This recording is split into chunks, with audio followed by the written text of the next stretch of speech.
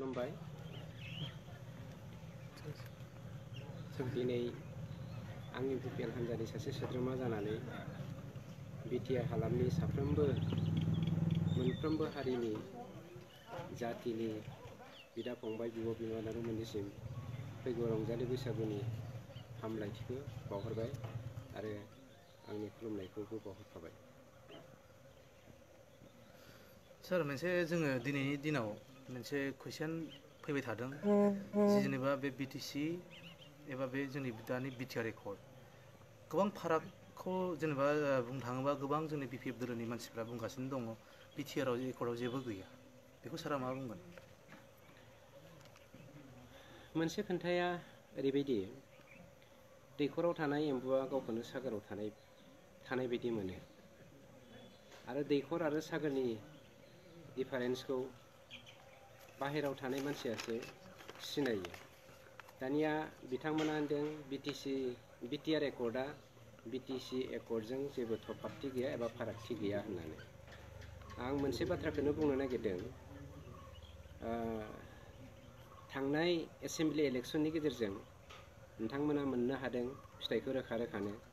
BTR accord जानायनि साननैसो उनावनो जोंनि बर' रावनि थाखाय बर' बिजोंनि थाखाय आसाम सरकारा सेपारेट डाइरेक्टरेट आलादायै होखाबाय, जेरावहाय बे मोनसे जोंनि रोखा रोखा बावैसोनि गेजेरावनो मोनदांनाय फिथाखा।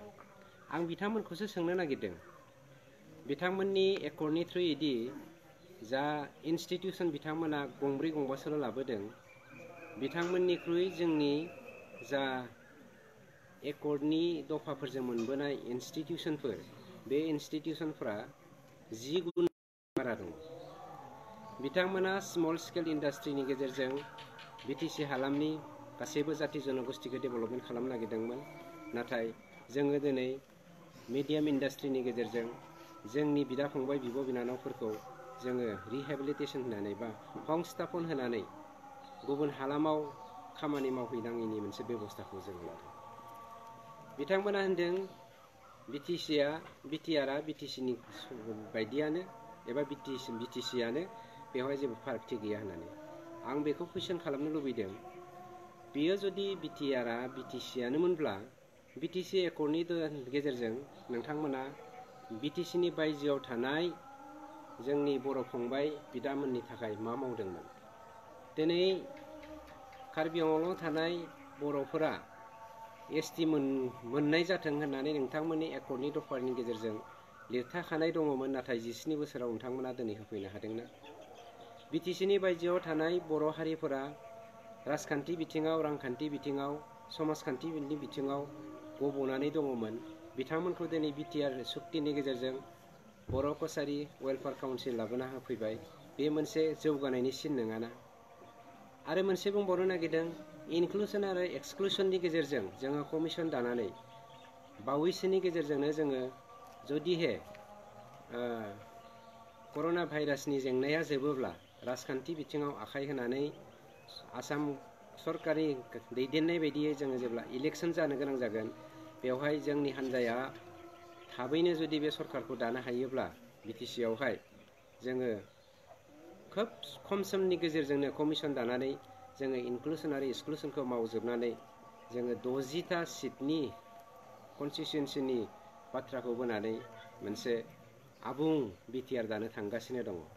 बिदि नोजोरखौ होनानै नोंथांमोना बबे बाथ्राखौ नायनानै दिनै बिटिआरखौनो बिटिसि बा बिटिसिखौनो बिटिआर होननानै बुंनो नागिरदों? आं सोमोनांदोंसो। सार जों खोनानो मोन्दों जेनेबा बिटिसिखौहाय जेनेबा बिपिएफ पार्टिया बिराद डेभेलपमेन्ट खालामदों मायाव? लामा बायदिसिना दालां कालभार्ट बिल्डिं लुनायाव। थ' बेनो जोंनि सेटिसफेक्सन नामा? अभारअल डेभेलपखौ जों बेजोंनो मोनगोन नामा सार?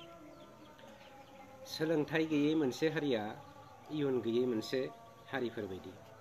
जाय हारिया सोलोंथाइ गैया, बे हारिया मोनफ्रोमबो 14 साननि गेजेरजों गोमालांनायखौ दिनै जोङो रिसार्च स्कलार्सफोरनि रिसार्च खालामनायनि गेजेरजों मोननो हादों।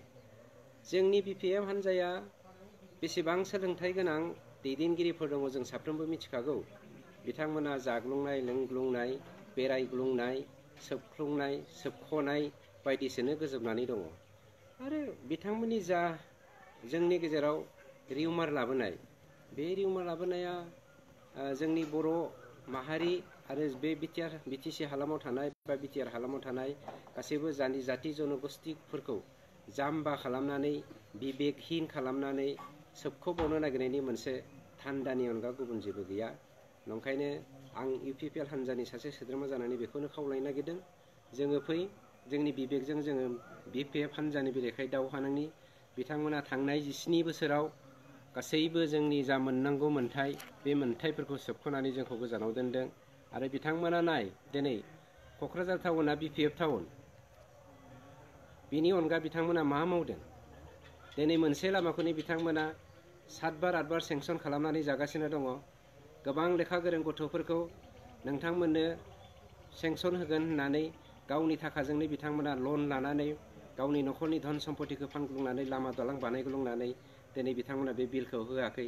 बिनिख्रुइ गाज्रिसिन सोबख'नाय आरो मा थानो हाबावगौ? आरो बयनिख्रुइ दुखुनांथावसिन बिथांमोना दिनै जानो गैयै मानसिफोरखौ जब कार्ड आरो रेशन कार्ड लानानै पलिटिक्स गेलेदों। बिथांमोननि जब कार्डखौ लानानै बिथांमोना गावसोरनो रां बहननानै जानाया जोंहा गोबां फोरमान दङ। नंखायनो बुङो रायजो राजाफोर, नोंथांमोना बिपिएफनि नंखाय फोलानायाव थांनानै जोंनि जा मोननांगौ मोन्थाय बिटिआर सुक्तिनि जारै मावनो गोनां खामानिफोर, बेखौ मालाबाबो गुबुननि आखायाव गथायना होनो नाङा। आरो बिथांमोना थांनाय 17 बोसोराव जा जाख्ल'बोबाय, बे जाख्ल'बोनाय खाबुखौ आनादार 5 इयार्सजों सानसोबावनो नाङा।